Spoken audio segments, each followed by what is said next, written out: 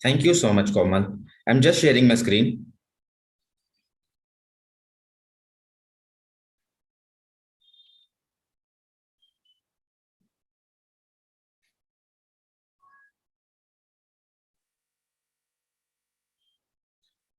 Friends, good evening. At the outset, I would like to thank Taxmann for giving me this opportunity. In today's webinar, we will be discussing the practical aspects of GST arrest and summon. Friends, we have completed 5 years of GST implementation, and in last couple of years, we have seen that the department has become very aggressive. Specifically, anti-evasion and DGI authorities, all intelligence-based authorities. We see day in, day out, they give summons on various kinds of issue. Even there is a issue related to 2A, 3B, you get a summon under Section 70. Even if there is certain legal interpretation issues involved, like classification, valuation, reversals of ITC, etc. Day in, day out, they are conducting search, they are conducting investigations, they are issuing summons, and a lot has been done in last couple of months. One is obviously a fake invoice cases, etc. Apart from that, you get various interpretational issues also, pursuant to which department conducts search, they issue summons, they threaten you to arrest. So what the practical problem which we are facing is not that they actually arrest the management, but the way they threaten the management to arrest. Say there is a classification issue and there the demand is in crores. They will say that either you pay it, otherwise we will start the arrest proceeding, or they will say that we will leak this to media, etc., so that your share price drop. So that's kind of the threat which you actually receive at ground level, which is more scary. So what we will do in this webinar is we will discuss the exact provisions, when can arrest be invoked, how do you deal with the summons, and when actually at ground level they force you to pay the tax, what should be your strategy? Should you pay the tax whenever a search is conducted, or you should not pay the tax, or you should pay the tax and then adopt for refund, etc.? What practically you should do? Can you pay using ITC, or you have to pay only through cash, etc.? So all these are the answers which we will get in another 1 hour. So before discussing the GST arrest provisions, let us discuss the meaning of 4 terms which will be used again and again. First is cognizable offense. Second is non-cognizable offense. Third is bailable offense. Fourth is non-bailable offense. What do we mean by all these terms? Cognizable offense refers to an offense wherein a police officer can arrest without a warrant. He doesn't need a warrant. He can arrest without a warrant. That is called cognizable offense. Non-cognizable offense means an offense in which a police officer has no authority to arrest without warrant. So until unless he gets a warrant from the magistrate, he cannot arrest. So non-cognizable offense means the police officer cannot arrest without a warrant. Whereas in case of cognizable offense, he can arrest without a warrant. Moving on to bailable and non-bailable. Bailable offense means an offense wherein bail can be claimed as a matter of right. So if any offense is bailable offense, it's not that you have to go to a magistrate, you have to go to a court. Simply you say it's a bailable offense, you write an application and you will get bail automatically. That is called bailable offense. You get bail automatically. It is a matter of right. Non-bailable offense. Non-bailable offense does not mean that you will not get the bail. Non-bailable offense means that bail is a matter of discretion of jurisdictional authority. That is the magistrate. So if you are arrested, then you have to be taken to the magistrate within 24 hours, and it's the magistrate which will decide whether to give bail or not to give bail. So that is called non-bailable offense. So whenever we will talk about the offenses under GST regime, these 4 words will be used. So the term used is as under: cognizable offense and non-bailable offense. It is used together, that these offenses are cognizable and non-bailable, meaning thereby that the officer can arrest without warrant and he has to be taken before the magistrate, and then magistrate will decide whether the bail has to be given or not.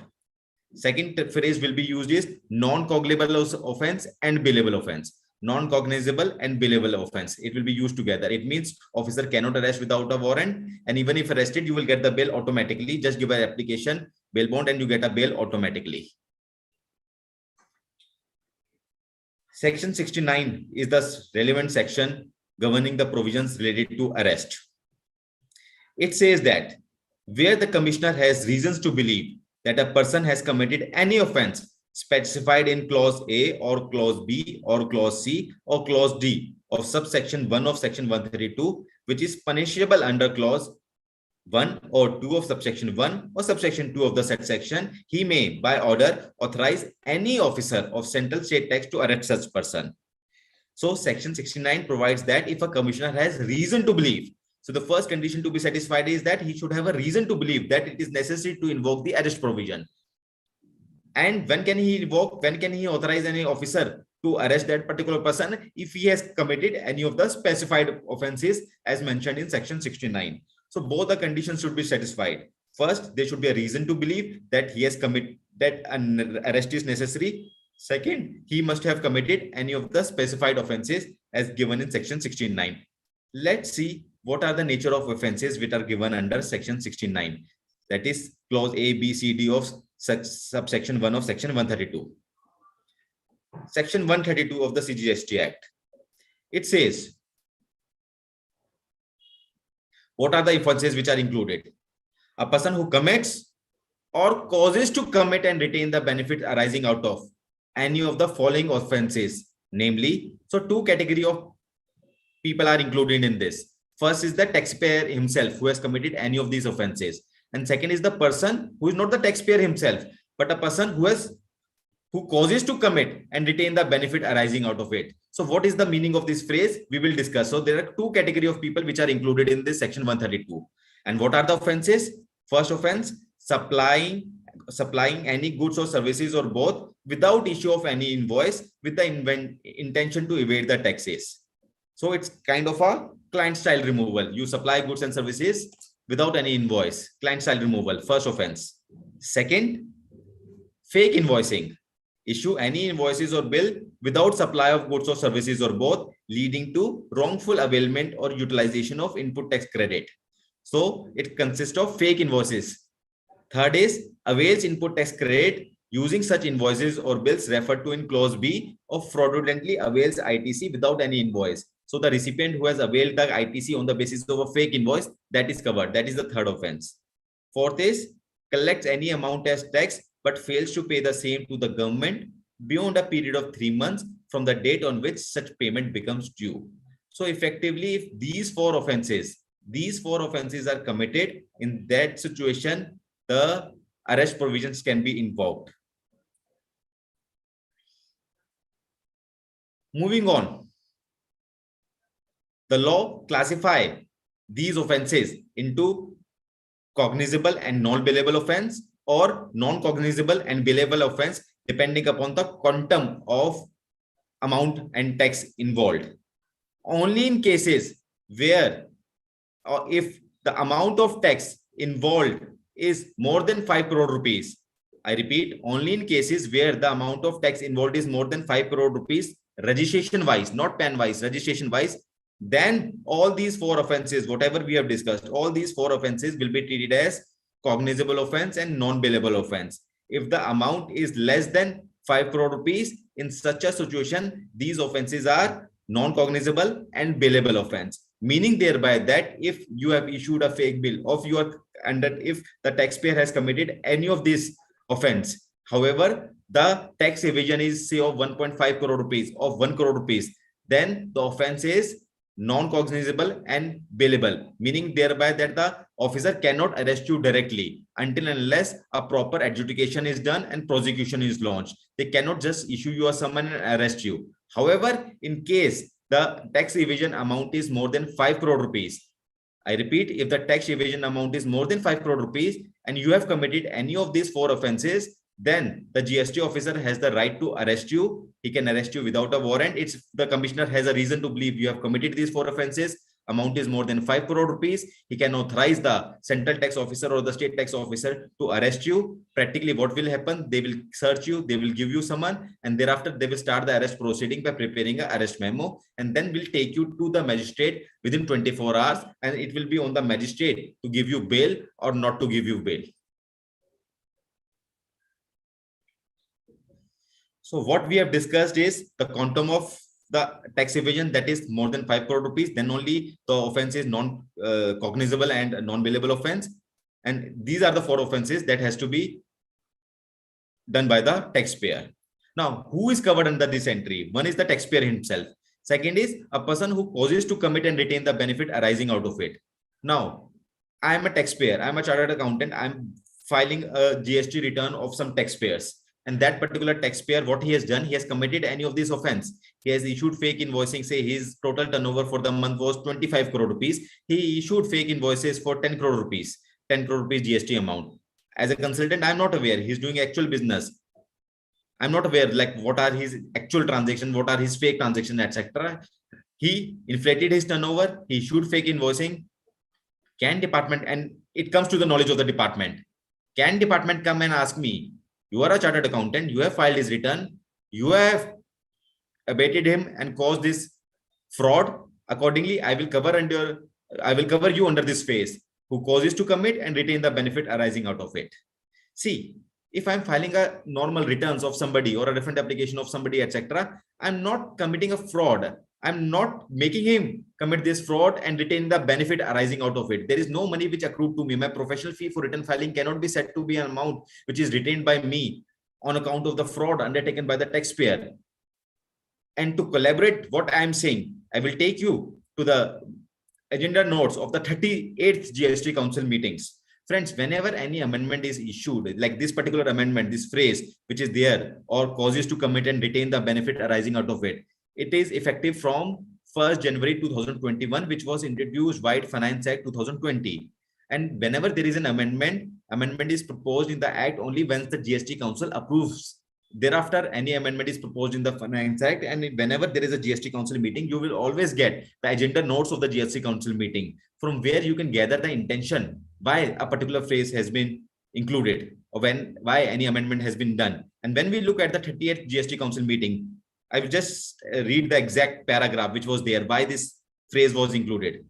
In the entire operation fraud of fake invoicing, etc., the person who is the mastermind is the key person who abets or causes the commission of an offense. So this is in the light of the fact that there are many cases wherein it's a mastermind who is there. However, the taxpayer number is taken in the name of his servants, laborer, rickshawala, etc. But the mastermind is somebody else who makes the entire strategy for issuing the fake invoice, and it is the mastermind which they want to catch. Otherwise, what was happening? What was the loophole under the law was that who was the taxpayer?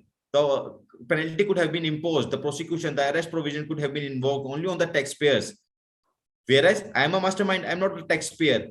It is my labor who is holding the GST number. It is my servant who is holding the GST number. To catch hold of that mastermind, this phrase has been included. However, it has to be read in the context of the intention of the law, and you cannot include a mere professional who is providing a consultancy or a return filing or a refund filing services, and for which they get a professional fee. Professional fee is not the benefit which I retain. I repeat, professional fee is not the benefit which I retain. So that's an important aspect which we have to keep in mind.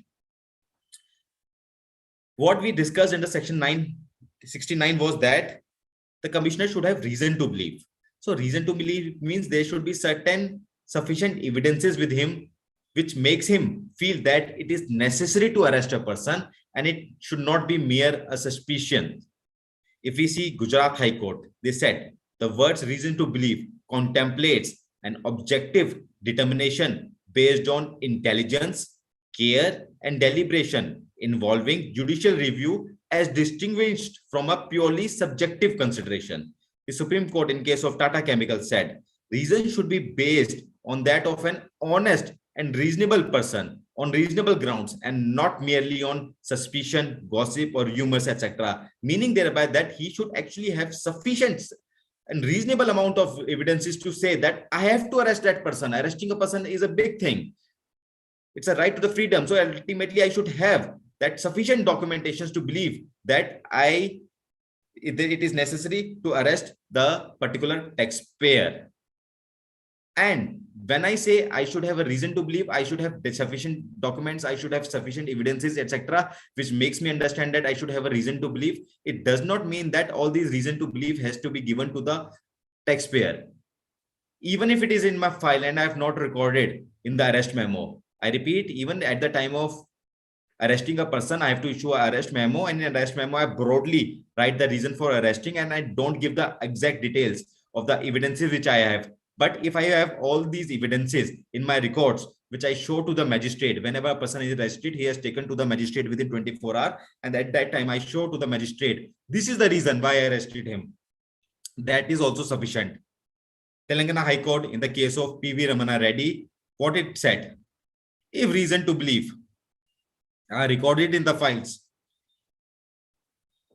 we do not think it is necessary to record those reasons in the authorization for arrest under section 69(1) of the CGST Act. So whenever you will see the arrest memo, they will at a broader level capture the reason, exact details, exact evidences, etc. is always there in the file. But it has to be there in the file. It is not possible that you don't have a valid reason either on the arrest memo or even in your files. You should have that sufficient reason why you have arrested that person, a very important aspect. So to conclude on reason to believe must be based on some credible material. The commissioner should have applied its mind and judicial review before coming to the conclusion. It should not be based on merely an opinion, rumor, or probability. And important, the same must be in the files. The grounds are not mandatorily required to be mentioned in the arrest memo, but it has to be in writing. It has to be in the files at least. That's the principle which have been involved over the period of time.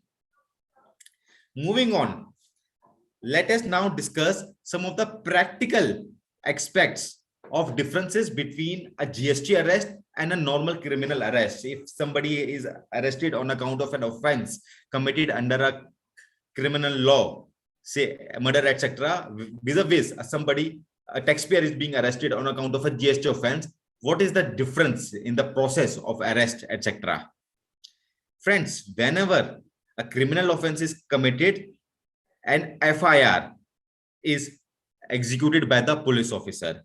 So police officer has to execute an FIR pursuant to which he has to arrest that person. Whereas in GST, there is no concept of FIR.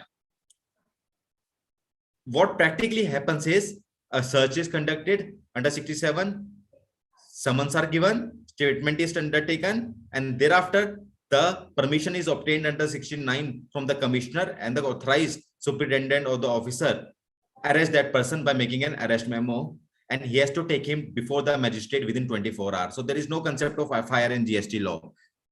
During the search or at the time of investigation, when summons is given, statement is recorded, and they feel that the person arrest is required, they proceed with the arrest process, issue arrest memo, take authorization under section 69 from the commissioner, and arrest a particular person and take him before the magistrate. No FIR concept. Second major difference is, in a normal criminal offense, if a person is arrested, he is also taken before the magistrate, and in that case, there can be three probabilities. First is, magistrate may send him to the judicial custody, meaning thereby jail, like for example, Tihar jail, etc. Second is, the magistrate may send him to the police custody. That police may demand his custody for interrogation for a couple of days, etc. Third is, he gets a bail. So there is a concept of police custody, judicial custody, or he gets a bail. Whereas under GST law, there is no concept of GST officer custody. There is no concept of police custody. So what practically happens is, whenever you are taken to the magistrate, either you go to the jail thereafter, that is judicial custody, or you come out of bail. So either you are granted bail or you are taken to the judicial custody, that is jail. There is no concept of police custody. Third, ultimately within 60 days, that whenever a person is arrested and he is sent to the judicial custody, within 60 days, the police officer has to file charge sheet. Under GST law, there is no concept of charge sheet. So charge sheet is a term which is used in a criminal offense. What happens under a GST law is that the taxpayer, the officials, the government, the departmental officials have to file a private complaint. It's called a private complaint that has to be filed within the 60 days. So that's the major difference between the actual process which is undertaken in case of a normal criminal arrest and a GST arrest. There are certain rights which are available to the taxpayer who is arrested. And at least these rights are only in paper. Practically, many of these rights are not available. I will just read some of the selected rights which are available. Right to know the ground of arrest, that is always given in the arrest memo, why you are broadly arrested on account of this fraud which you are given. Right to be taken before a magistrate within section 24 within 24 hours. So even our section 69 subsection 2 says that he has to be taken within 24 hours to the magistrate and let the magistrate decide whether to give bail or to set him to judicial custody. Third is right to consult a legal practitioner. So this comes out of section 41D of the CrPc, which is applicable in a GST arrest also, but practically never happens. He's never ever given a right to consult a legal practitioner. It is his family who's consulting and undertaking all the process. He doesn't easily get to meet his lawyer, etc. Another right is the right to be examined by a medical practitioner.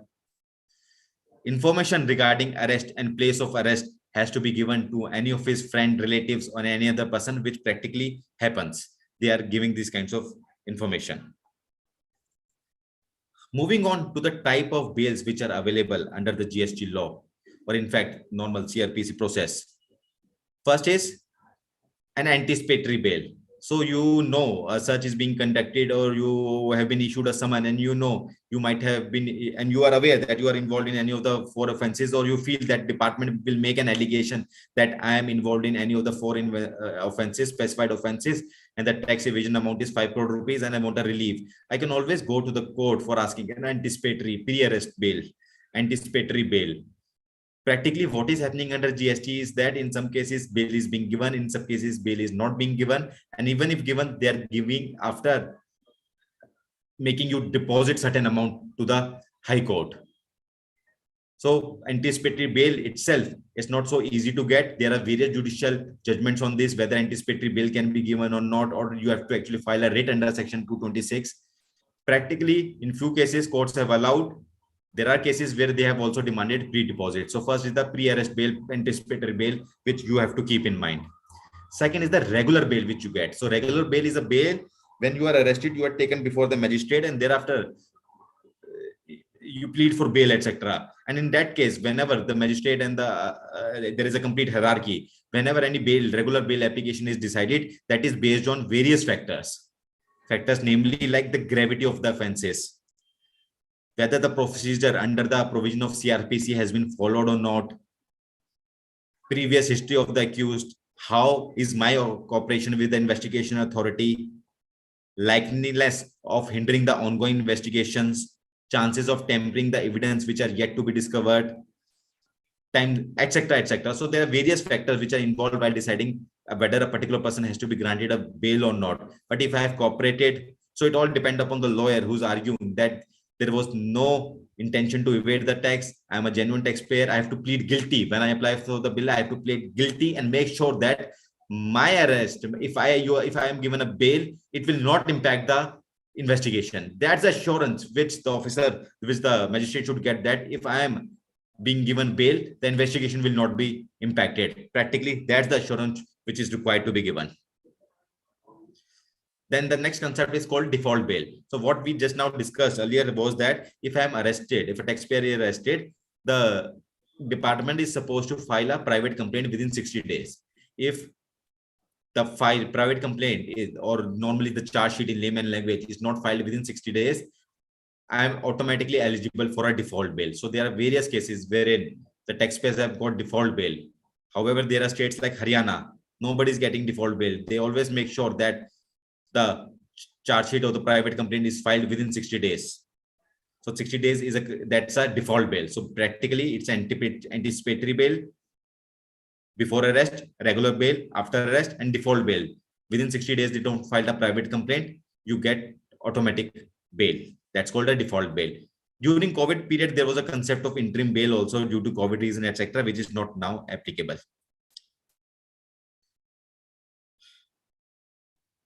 Before closing the practical aspects related to the GST arrest provisions, one important question which we must discuss and answer is, can arrest be done only after completion of adjudication?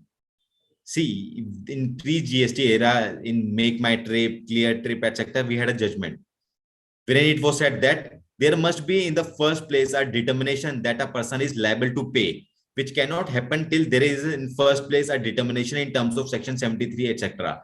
So they said that adjudication has to be there. You issue a show cause notice, you prove that he is liable to pay. There should be a confirmed order. There should be an adjudication order. Then only arrest can be taken. We have these kinds of judgment which is there in the service tax regime. And even in GST, there are few favorable judgments, etc. But two important judgment, two important negative judgment. P.V. Ramana Reddy by Telangana High Court, and in the case of, and again, it's a very important judgment, Vimal Yashwant Giri Goswami by Gujarat High Court. In all these cases, it was held that if the commissioner has reason to believe that the person has committed specified offences, which we had discussed, without there being any adjudication for the assessment, he can arrest if he has reason to believe. Similarly, it was said that it is not the law that the prosecution can be launched only after prosecution of the assessment or the adjudication. They can arrest before adjudication also. So now we have series of the judgment which says that arrest can be undertaken before adjudication also, because the purpose of arrest is to make sure that the investigation is not hindered. So that's the main purpose of the arrest. And hence all these judgments, they have actually distinguished the Make My Trip. Make My Trip was a Delhi High Court judgment, which was a service tax judgment, which was affirmed by Supreme Court also. All these judgments have distinguished Make My Trip judgment also, and have said that they can be arrested. And practically what's happening is that adjudication is not necessary for arrest. At ground level, department people are arresting before adjudication only. Now let us move to the next topic of the day, handling summons under GST law.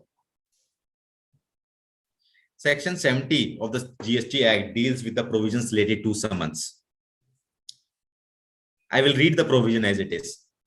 The proper officer under this Act shall have the power to summon any person whose attendance he considers necessary, either to give evidence or to produce a document or any other thing in any inquiry in the same manner as provided in the case of a civil court under the provision of the Code of Civil Procedure 1908. Therefore, a proper officer has been given a right to call upon any person, the word used is any person, whose attendance he considers necessary. It is only necessary. If he feels that it is necessary to call somebody, there may be an impact. It is not reason to believe. Reason to believe is a much stricter term, wherein he should have sufficient evidences. Whereas it is not the case in case of someone. Even if he has a gut feeling that somebody has to be called, and he feels that this customer may provide me some data, this vendor may provide me some data of the taxpayer, he can summon that vendor, he can summon that customer, he can summon that professional. That is whose attendance he consider necessary, either to give evidences or to produce a document or any other thing. That is, either he may take his statement about the facts of the case, about the particular transaction, etc., or may call upon to submit any of the documentation, etc.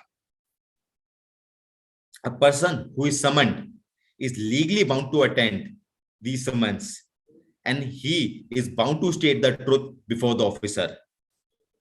Please note that all this inquiry under Section 70, all these Section 70 inquiries, these are nothing but a judicial proceedings. The law says, 70 subsection 2, each such inquiry referred to in subsection 1 shall be deemed to be a judicial proceeding within the meaning of section 193 and 228 of the Indian Penal Code. 193 says, person giving false evidence can be imprisoned up to 7 years with fine. 228 says, person who offers insult or interrupts any public servant punishable with imprisonment of 6 months with fine. And what is the consequence of non-appearance to summons? If we go to the IPC provisions, non-appearance without reasonable justification, prosecution for 1 month. Non-production of relevant documentations, prosecution for 1 month, etc. So practically, see, academically, if you you don't attend summons, etc., you can be prosecuted, because if there is no appearance without a reasonable justification, section 174 can be invoked. But practically what happens? Generally, if you don't attend summons, these provisions are not invoked. Even if it is invoked, you go to the magistrate and say that this was my justifiable reason. Next time you please attend. Magistrate, will you attend? I say, yes, I will attend. And prosecution is never done for not attending the summon. But since summon is a judicial proceeding, always take this summon proceeding seriously. It has our advice. Always go there on time. Even if you want to demand extension, please demand reasonable extension only. Adhere to the summons. Give the statement whichever is necessary. Give the documents whatever they have called upon. Behave like a bona fide taxpayer. Cooperate with the department. Attend all these summon proceedings, and take these summons seriously. So that's the practical approach of handling all these summons, etc. So what we will do is that we will discuss some of the practical aspects of these summons. What are the do's and don'ts? What are the thoughts, points which we should keep in mind while dealing with all these summons? From client perspective, as a taxpayer perspective, or even if I'm a profession, what should I advise my client, etc. First of all, please note, who can issue you a summon? The proper officer under this act. It is the proper officer only who can issue you a summon. So what do you mean by proper officer? See, I'm based in Delhi, North Delhi, suppose. So my jurisdiction is the officer who is assigned my jurisdiction. He's the proper officer. So he can issue me a summon. Whether this person can issue a summon to my customer who is located in Kerala. Say I'm a tech trader. I'm dealing in trading of goods. I sold a certain goods to my customer who is in Kerala. Can my jurisdictional officer issue a summon to my customer in Kerala? The answer is no. A proper officer can issue summon only up to 200 kilometers from my jurisdiction. So if I'm based out of North Delhi, then I can issue maximum up to 200 kilometers. There's a jurisdiction which he has. So my jurisdictional officer can issue summon only up to 200 kilometers. Second is DGGI. DGGI is a central intelligence unit which has all over India jurisdiction. So DGGI Delhi can issue summon to anybody, whether in Delhi or outside Delhi, say Kerala, Kanyakumari, Jammu, Kashmir, anywhere. So they have all in India jurisdiction. Third is anti-evasion. So anti-evasion team is generally state-wise. So it is within the state they can issue the summon. So whenever you get a summon, please look at the proper officer, whether he's the proper officer to issue a summon or not. If you are in Delhi, you're getting a summon from a jurisdictional officer in Maharashtra, no need to attend. He's not the proper officer. But if it is DGGI, go and attend. Second, statements, whether admissible as evidence. Statements before GST officers can be admissible as evidence under the court of law. Friends, if we see section 25 and 26 of the Indian Evidence Act, it's a settled principle. A confession made by a person to the police officer is inadmissible and holds no value. I repeat, a confession made by a person to the police officer is inadmissible and holds no value. And we know the reason for this, how police officer record the statement. In the context of a taxation law, specifically Customs Act, issue rose before the Supreme Court in the case of Romesh Chandra Mehta. There, the SEC tried to argue that the section 25 and 26 should be applicable to custom officer also, and any statement given before that should not be admissible as evidence, because you have given them the same power as police officer when you are giving them the power to arrest. So any evidence, any statement given before them should not be treated as an evidence, etc. The court held that no, they will be treated as evidence. And why they held? What is the reason behind this? The reason is they said that we understand how practically the statements are recorded before the police officer, but that is not the case before the taxation officer. So whatever statement you give before the taxation officer, you give with full presence, full mind, and accordingly, all the statements given by you will be treated as evidence. So it is very important to note that whenever I'm giving any statement, submitting any documentations, please give correct statements only. If you are not aware about any fact, simply say that I am not aware. That is the perfect answer to give. Don't enter into any interpretational issue that this judgment says so, this judgment says so. Statement is a process for recording the facts. Always says correct fact. If you are not aware about the correct fact, please simply say, I am not the right person to answer this question, and accordingly, I am not in a position to answer this. Never ever give wrong facts wrong statements, because these statements are treated as an evidence under the court of law. Surprisingly, to my view, and with utmost respect to the Supreme Court judgment, the distinction is taxation officer are different from police officer, and hence before police officer, your statement is not treated as evidence. It holds no value. But before taxation officer, it holds value.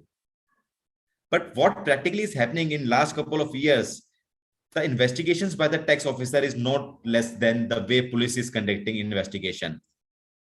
They keep you waiting till long hours. They keep calling MD, CFO. They keep on threatening them. The kind of pressure they create, person effectively, they're actually at ground level. You don't feel any difference between the way police is working and the way this tax officer is working. Even there is a Supreme Court guidelines that CCTV camera should be installed, etc. You will not find at ground level where this is installed. Nowhere, whether anti-evasion, DGI, whichever part of the country you go, from Kashmir to Kanyakumari, you will not find CCTV camera being installed. You know at ground level how this investigation is conducting, the kind of pressure they create. They speak at a very high volume, high pitch. They try to, like all these management guys, etc. They keep on summoning the management guys, CFO, director, managing director, who are not generally aware about the tax laws on daily basis. It's a tax team who's undertaking, and they keep on asking all sorts of questions, creating pressure, making them sit till night, late night. Series of cases, tax deposit at 4 a.m. Swiggy judgments, Karnataka High Court, 4 a.m. the tax was deposited. Who deposit tax at 4 a.m. in the morning? It's the pressure only based on which all these investigations are being conducted, etc. In spite of various CBIC guidelines, there are a series of guidelines on this, how investigation should be done. Let me read some of the guidelines. Summon is to be issued at the last resort where SSCs are not cooperating, and this section should not be used for the top management. We have seen it practically. First, someone issued to the top management on issues like 2A, 3B. I repeat, on issues like 2A, 3B, someone directly issued to the top management. That is the kind of work which is being, that's the kind of intelligence-based inquiries which is being done by the anti-evasion and the DCI authorities. Summon should not be issued repeatedly. As far as practical, the statement of the accused or witness should be recorded in a minimum number of appearances. Nobody follows this. During COVID time, etc., we requested so many officials, please give us virtual hearing if you want to record our statement. We are speaking over the net. Why you want to call me in person? Why not implement it in a faceless manner? Why not have a virtual hearing? Ultimately, your objective is to know the facts. What are the facts available? What is my statement? What is my view? What is the current situation of the company? Let's have a Zoom call. Let's have an online call. Let me give me a virtual hearing. When Supreme Court of the India, High Court of the India is allowing virtual hearings, but these investigation authorities are not allowing virtual hearings. Why? Because they know if I give a virtual hearing, nobody will come under pressure. They will not deposit any tax. They will not write the way I want. So they, in spite of having so many positive CBI guidelines, etc., nothing is implemented at ground level. And what practically happens at ground level is that they create a lot of pressure to make you write statement in a manner that enhances the chances of their case. And sometimes you, being not a regular person who goes to the tax departments on a regular basis, sometimes we feel management under pressure write something which they don't want to write. And here you should be aware about the next aspect of summons, your next right, which is the law of retraction. If a statement is subsequently found to be incorrect or was given not under proper mind or under caution, the same can be retracted at the earliest possible time. So if you what practically happen is that if you actually go and attend a summon, etc., and what you should do is that whatever you write to the best of your knowledge, write always correct, don't write anything wrong, don't come under pressure. If you don't know, don't write. Please follow all these steps. In spite of following all these steps, sometimes what happens is that since you are sitting late at night, since 3 a.m. in the morning, and when you are signing the statement, you are writing the statement 3 a.m. in the morning, they make you write certain wordings, etc., which is totally against you, which you don't intend to write. No worries, sign it and come back. I repeat, no worries, sign it and come back. If they are creating too much of pressure, you have the right to retract the same. Next day or over a couple of after a few days, like when you have to retract is an art. It's not that you retract the very same day, then again someone will be issued. You may retract the same after 20 days also, 15 days also, depending upon the type of officer, depending upon the strategy which you want to opt, which you have to discuss with your consultant. So you have a timeline to retract the same before show cause notice. There are cases where people have retracted after SCN also, but it is always advisable to retract within the reasonable period of time. How do you retract? Write a letter to them that, sir, this is my process, this is what I wanted to convey, and this is for your information. In the statement, this might have felt in this manner, but this is the correct manner, in a very polite manner. So that is something which you have to actually use at the ground level, the law of retraction. And when to retract is practically an art which you have to see case to case basis. Next is, can a CA or advocate accompany the taxpayer? Practically at ground level, officers don't allow until unless it's not a very major case or you have a good relationship with the officer. You generally go to the department as a consultant day in, day out, they allow you.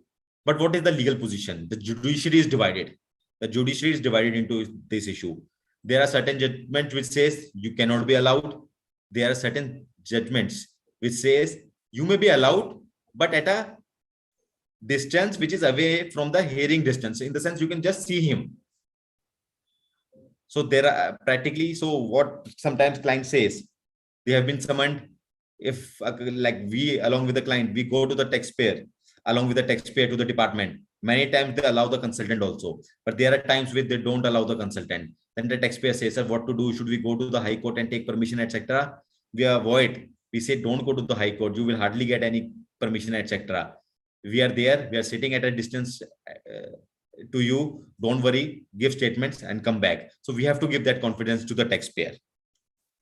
And mostly what happens is during statement, etc., many times they say that particular person has given this statement, that particular person has given this statement, your transporter has given a statement that you have not sold the goods, your customer has given the statement that you have not sold the goods and he has not received the goods, it's a fake invoice, etc. So many times they take names.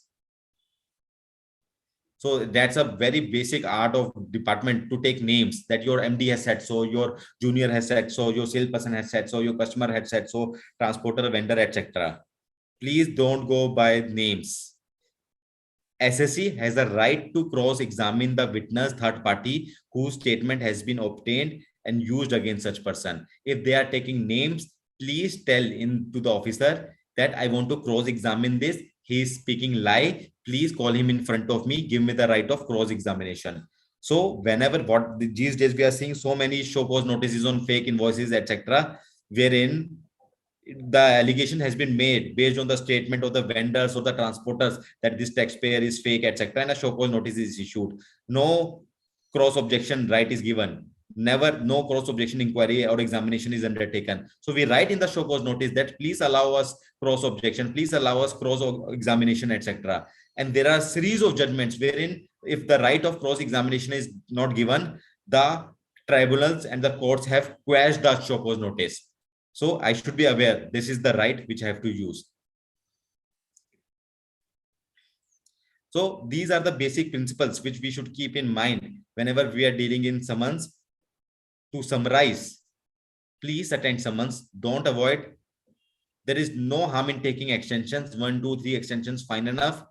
But show that you are cooperating. Sometimes officers are cooperative. Sometimes officers are not cooperative. They create a lot of pressure. Please don't get scared. Deal with this pressure. Take the advice of the best of the people and don't get into pressure. There is a proper strategy to deal with each of these summons. Always speak correctly, always give correct information. And the biggest threat during summon, during investigation is the arrest.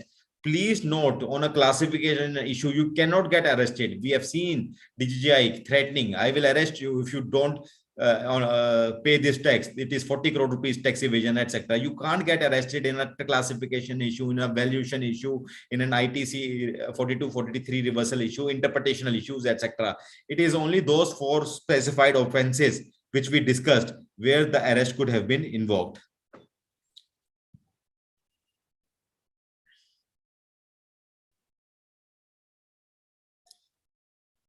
Moving on to the next and the last topic is payment during investigation.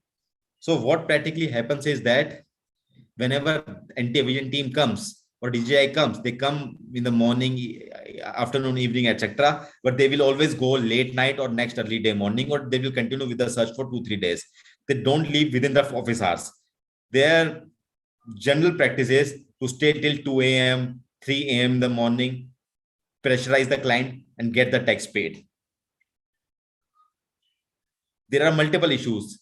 First, if I pay any tax under that pressure to the authorities, it is a liability which I have admitted. 3 a.m. I'm making a deposit. Is it a liability which I have admitted? Very important judgment in the case of Madras High Court. I will read what it said. There, what the taxpayer did was he applied for refund. The tax was paid, then he went and applied for refund, and what the court held.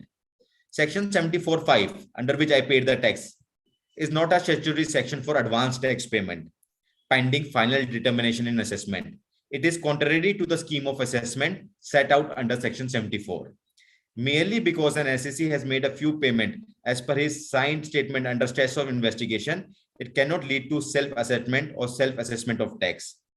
Had such self-assessment been made in terms of Section 74(6), there would be no further proceeding for show cause under 74(1). So what they effectively said that this is not your final assessment. It is not your admitted liability. You are eligible for the refund. And the same thing happened with the Swiggy case in case of Karnataka High Court also. They are at 4 a.m., practically at 4 a.m., they deposited a good amount of tax. And when Swiggy went to High Court, they acknowledged this, that this payment was under protest. It was not a self-ascertained tax and they have a right to refund. So whatever amount you pay under pressure, you can always opt for refund. Another practical issues which we are facing is whether this amount, if I want to pay, should I pay using cash or ITC? The officers practically pressurizes that please pay using cash and not ITC, etc. The recent circular has clarified that even the investigation amount can be paid through ITC. It is only the interest and penalty which you cannot pay. Otherwise, all tax liabilities arising out of returns or during investigation can be paid out of ITC. Even this is a very important judgment, Bhumi Associate Gujarat High Court. There, they in fact instructed CBIC to issue guidelines, and they instructed that on the date of search, even if taxpayer is coming voluntary and paying tax himself, don't collect the tax. Ask him not to pay the next day. So this is the instruction by the Bhumi Associate to issue guidelines. This is the instruction which they have given to the CBIC to issue guidelines that please stop this practice of collecting the tax on the date of search. We are aware when you collect on the date of search, this is effectively not a voluntary payment. This is a payment under pressure only. Don't collect at that moment of time. Collect the next day. This was the wordings of the High Court, and they instructed CBIC, and CBIC has come out with this instruction, but not the way what Bhumi Associates have held. They have said in a very simple language that no recovery can be made during search, etc. You have to follow the due process of show cause notice, adjudication, etc. If somebody wants to come pay voluntary, you take voluntary payments, but you cannot recover. All the proceedings of adjudication has been followed. You cannot recover just like that. But if somebody wants to pay voluntary, he may pay so.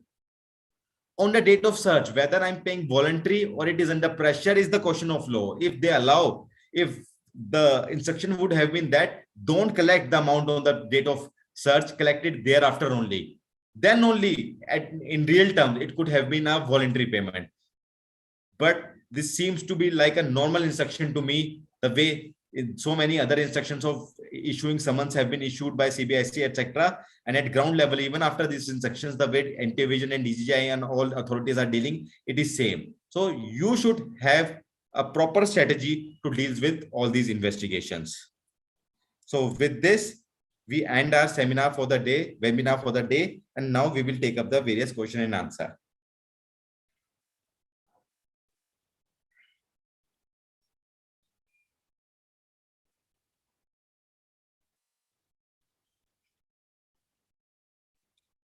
Can a tax professional be summoned in connection with any inquiry against the taxpayer? See what section 70 says. The section says, if a proper officer feels that he considers attendance of any person, the word uses any person necessary, he can summon that. So I've seen at ground level the chartered accountants of the taxpayers, etc., being getting summoned. So the way summon, because summon is only an investigation, summon is only an data collection inquiry, facts finding exercise, etc. So legally the way section 70 is drafted, yes, the CA, etc., can also be summoned. The tax professional, whether advocate, etc., anybody, they can be summoned. The next issue is whether DIN is mandatory. Yes, DIN is mandatory on every summons. So there is a circular also that in any communication, in fact, it's not only summon, DIN is mandatory in every kind of communication, whatever there is from the department. So DIN is mandatory. If there is no DIN, it is not a valid communication by the department. The next question is,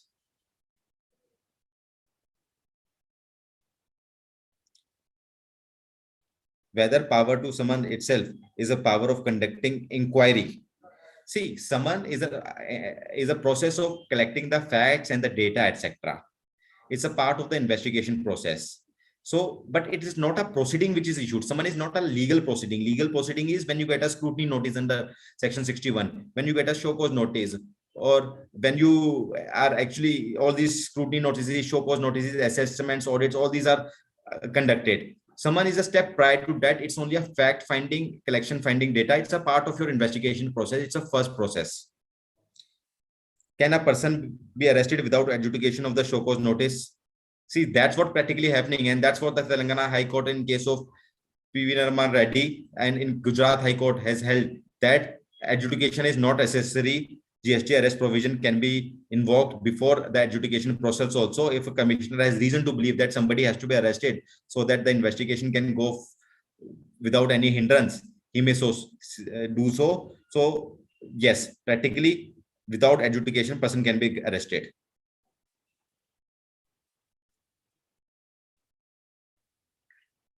There is no how many times a summon can be issued. There is no limit. I've seen a case, a single person was summoned more than 15 times. So it depends. There is no limit. Can provisions of CrPc can be invoked for a summons? Yes, in fact, section 70 subsection 2 itself says that these entire summon proceedings are nothing but a judicial proceeding under the IPC Act. And accordingly, section 193 is applicable, 228 is applicable, 174 of the IPC Act is applicable, 175 of the IPC Act is applicable.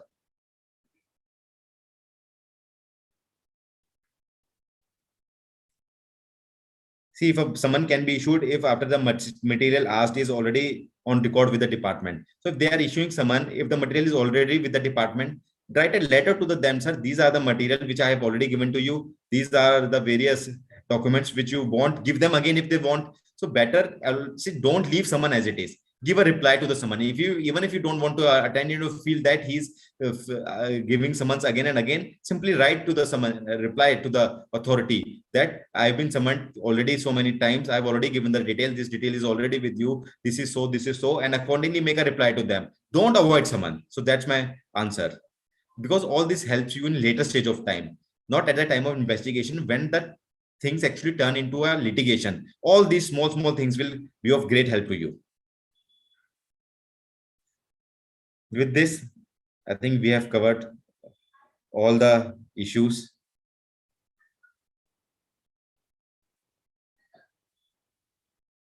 I think there are certain issues in chat box also. Let me go through that.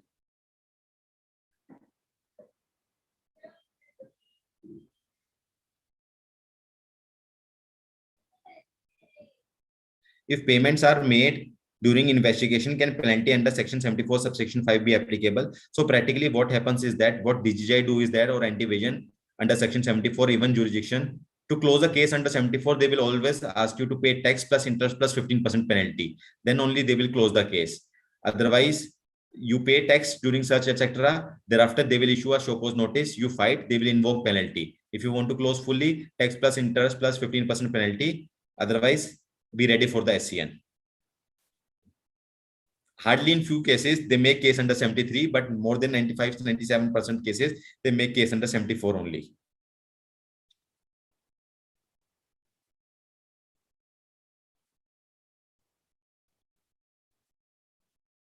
I think with this, we end our presentation. Over to you, Taxman.